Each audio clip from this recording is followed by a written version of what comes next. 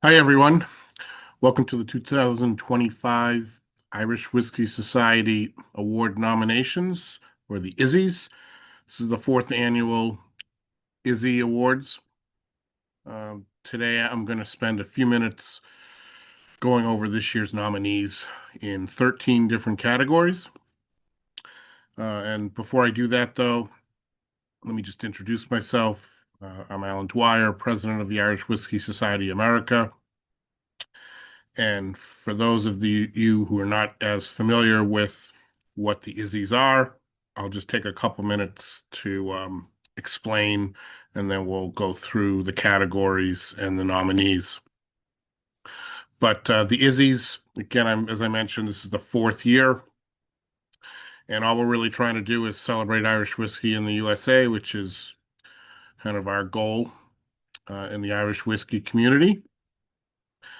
Izzy is just an abbreviation, kind of think of the Grammys or the Tonys or the Emmys. So the Izzy's is just an abbreviation for IWSA.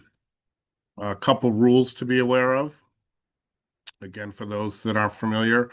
But this is a People's Choice type awards program. It's eligible for everybody.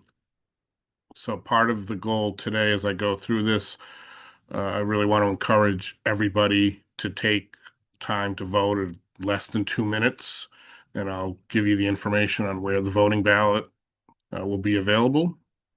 But it's real easy. But some things you should be aware of if you're participating. As you'll see as we go through, uh, eligible whiskeys have to be sold in the USA. So if you're wondering why a particular whiskey or your favorite whiskey is not part of a category nomination, it's probably because it's only available in Ireland. We're trying to expand the awareness of Irish whiskey, so if it's an obscure one-off release only in Ireland that people haven't had a chance to really see or taste, it won't be eligible.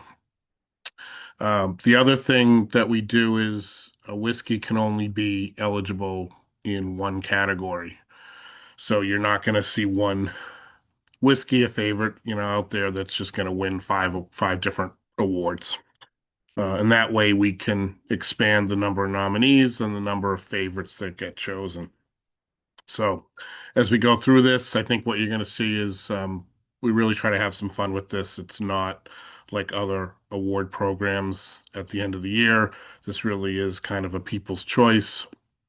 Anybody 21 years or older can vote. You don't have to be a member of the Irish Whiskey Society America, although we encourage you to join the community. But we want everybody to participate in the voting. And I think what you'll see is we try to have a lot of fun with it. So the categories are a little bit unusual, not your typical type of thing, and we make them up as we go. And I think the 13 categories this year, uh, most are new or first-time categories. A couple repeats are always repeats, but that's because it's the new and the limited edition categories, which always are going to have different nominees each year. So that's why those are repeats. But that having said, I'm not going to take a lot of time today. I'm just going to go through them. We're going to have a big awards ceremony on February 1st, where we'll spend much more time going through the nominees and the favorites. But let's kick things off with the first category. First time category this year for 2025. This is one that I'm particularly fond of. We couldn't do it before because there just weren't enough whiskeys that qualified, and that is the pot still grain blend. So most blends out there are either single malt grain blends. Some are pot still malt grain blends. But there are only a few that are strictly pot still grain blends. So Jameson would be a good example. But the five nominees have some representation outside of the Middleton distillery. The first being Clonakilty, their Galleyhead It's pot still grain blend that's relatively new. The Jameson Black Barrel is a very popular brand. It's been around for a good 10 plus years at this point. Old Comer is a famous old brand that's been reintroduced. In this case, it was reintroduced as a pot still blend that became available in the States in the last year. Powers Gold, uh, again, at one time best-selling Irish whiskey, great blend, great pot still quality. And then lastly, the Skellig Small Batch, which is also a pot still grain blend from County Kerry. So those are your five nominees, and we list them in alphabetical order. These will all be they'll appear this way on the ballot. It's multiple choice, and you just kind of pick your favorite amongst these. So that is category number one. Second category, favorite cognac finish Irish whiskey. So again, I mentioned we do kind of do things a little differently with categories. So these would be five Irish whiskeys sold in the States that have a maturation in a cognac wine barrel.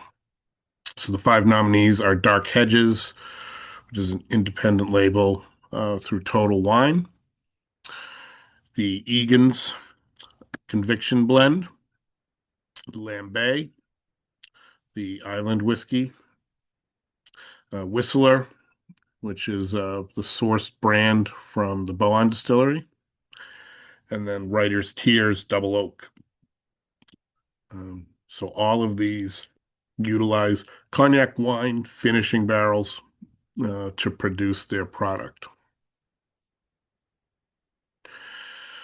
Third category, again, something I think fairly original as far as an award program would go.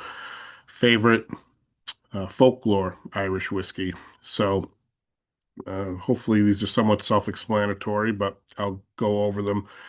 So these all represent some part of Irish folklore. So the Claddagh blend, uh, fishing village in Galway, I think made famous by the ring and what it signifies. Most people, or a lot of people, I think, know what the Claddagh ring is. So this is a brand named for that. Second, the Finvara, King's Gambit. Uh, it's a mythical king of the fairies. It's got a big backstory that you could certainly Google, but that's the link to Irish folklore with that brand, which I know you can find, I believe, through Total Wine as well. The Irish Rover uh, is a fish or sailing ship. Met a bad ending, I guess you could say, made famous in song, but I think well known. Less known maybe is the whiskey, but this brand came out in the last couple of years, playing on that part of Irish folklore. Probably more well known, Molly Malone, the statue, the song made famous in Dublin. This brand has been around for several years as well. And then lastly, the legendary Silky folklore, seal in the water, human form on land. Um, Several cultures have variations of that theme, but there's a whole line of brand line around the Silky name out of Donegal. So those are your five nominees that represent Irish folklore themes. So again, we try to have a little bit of fun with the categories and give people a chance to you know be part of the community and have the fun with us. Next category. Uh, this one I think is fairly obvious. Newly released in the USA during 2025. Uh, the, this one, sometimes a lot of people haven't tried all these yet because they are new. So you may have not had a chance to sample yet, but either way, these are all available in the USA. I encourage you to give them a try if you see them in your local store. So going alphabetically. The Accord Stone has history, Irish history. That's what it's named for. It's a quality product. If you've haven't had a chance to try it, try to grab it if you can. Bowan released their first three single pot stills towards the very end of the year. They really hit the shelves in the USA in January of this year. There were three different varieties. This is the Madeira version. Third is the Hinch single malt. So Hinch had various products that were sourced that you'll still find on the shelves. They released their first own distilled products late this year. You'll notice the difference by the white label. That's the new stuff. We did a review of this, which you'll find on our website. But they did two versions, one this and another a peated. So if you see those, check them out.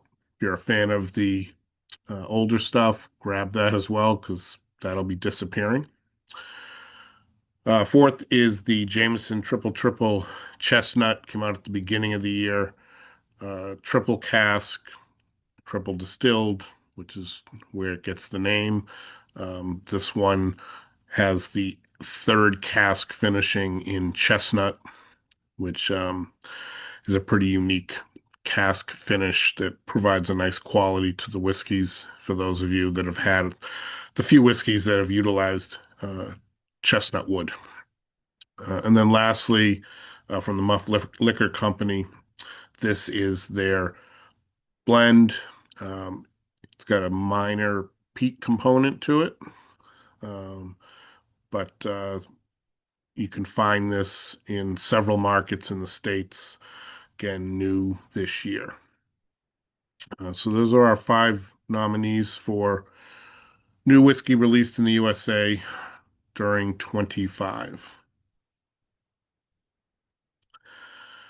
Okay, next category, maybe a little bit more of a typical favorite cask strength Irish whiskey. So for those of you who like your big, bold whiskeys, these are five that up the ABV. First, we have Blue Spot, 7-year-old single pot still from Middleton. Second is the Cullowen Rum and Raisin single malt. Next, we have the Natterjack Irish whiskey, the cask strength version. Fourth is the Redbreast cask strength core expression. And then the last one is the Roaming Road Irish whiskey, which is also a new whiskey in the last year. Um, but in this case, as I had mentioned before, you can only be in one category, and it is nominated for cask strength in this case. So all five of these, have ABVs in the 50 plus percent range, and it'll be interesting to see how this one shakes out because I know several of these are pretty popular fan favorites. So you're going to have to choose among them and pick one as your favorite for this year. Next category, called this one favorite going to the dogs, Irish whiskey. This is just brands that uh, utilize Irish dogs as their brand logo or in some way. So uh, I think in this case, all of these are blends.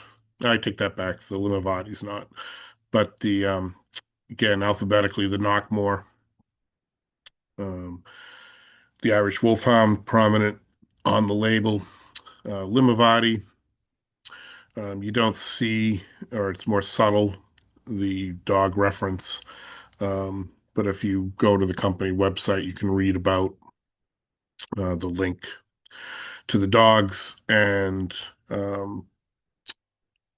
the um, leaping dog is kind of a part of their whole brand legacy. Triple Dog is not specifically about a dog. It's more just the idea of the branding, marketing. Triple Dog Dare You. The Wild Atlantic Rechar expression has a Irish dog prominent on the label.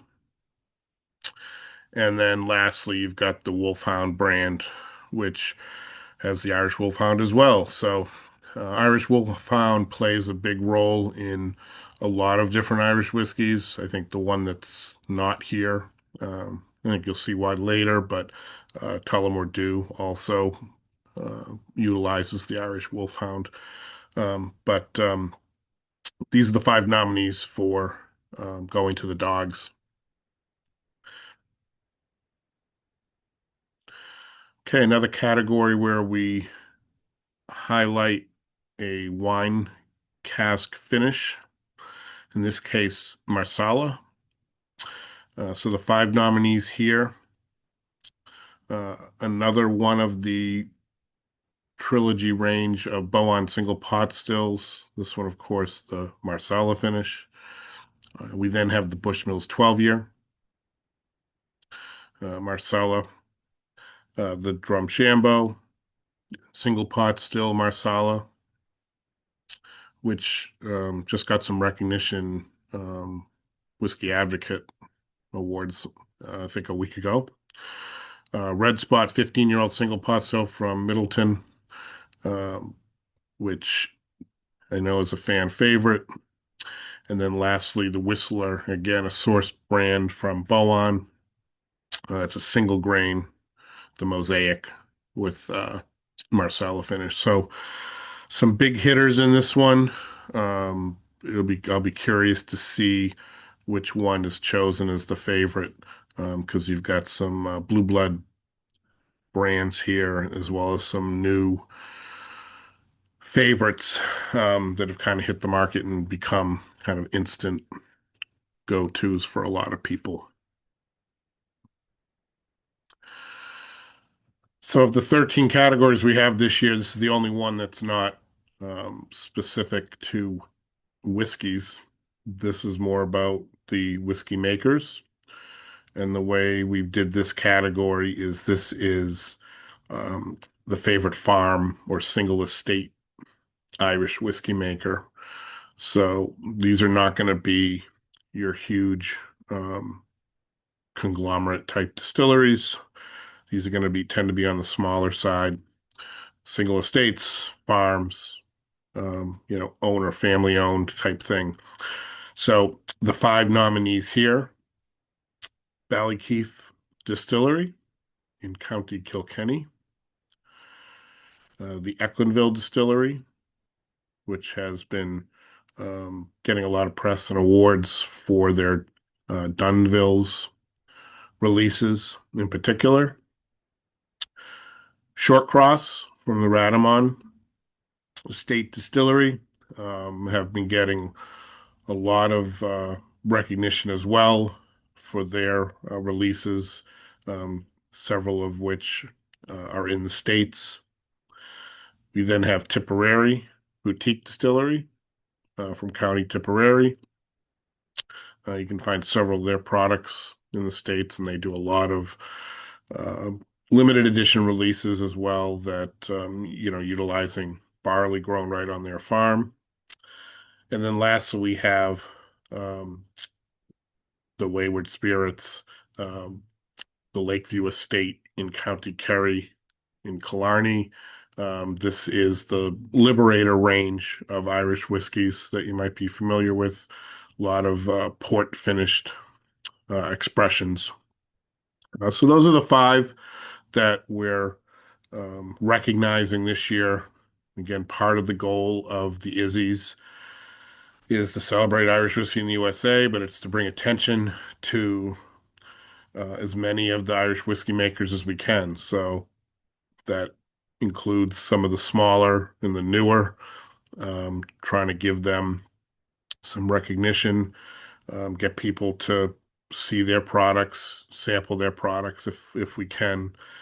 So if you're not familiar with these, um, I guess I encourage you to try to um, grab a bottle or sample some of their stuff. All right, next category, we're back to whiskeys.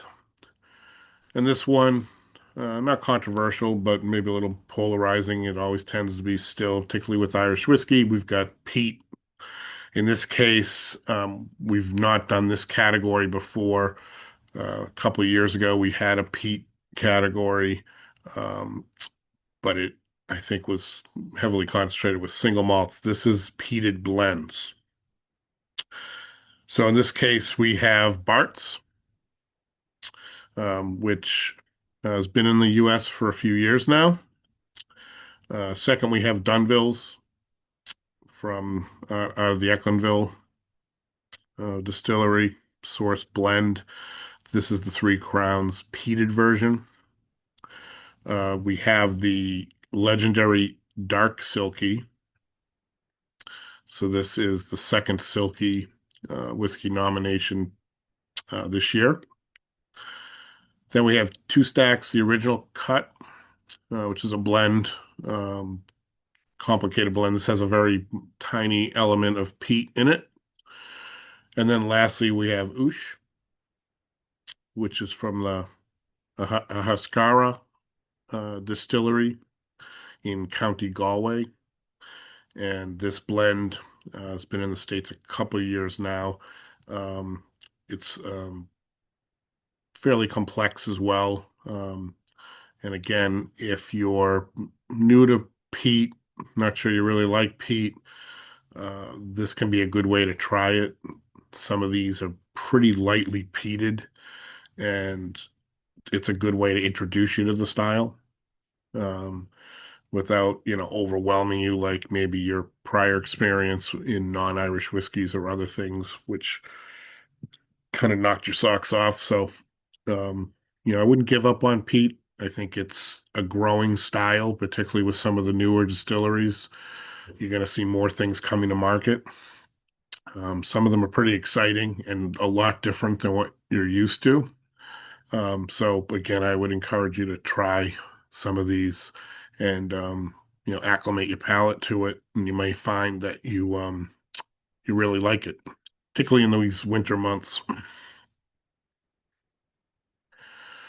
Okay, next category, we highlight another finishing style. In this case, not a wine, but stout beer. So these five Irish whiskeys sold in the USA all have been matured in a cask that previously held stout beer. So alphabetically, we have Dark Hedges, again, independent label through Total Wine. That's their stout and rye expression.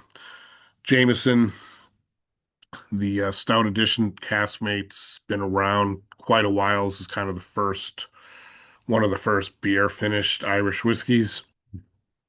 Then we have the Krogman's Magic Cow Milk Stout uh, brand.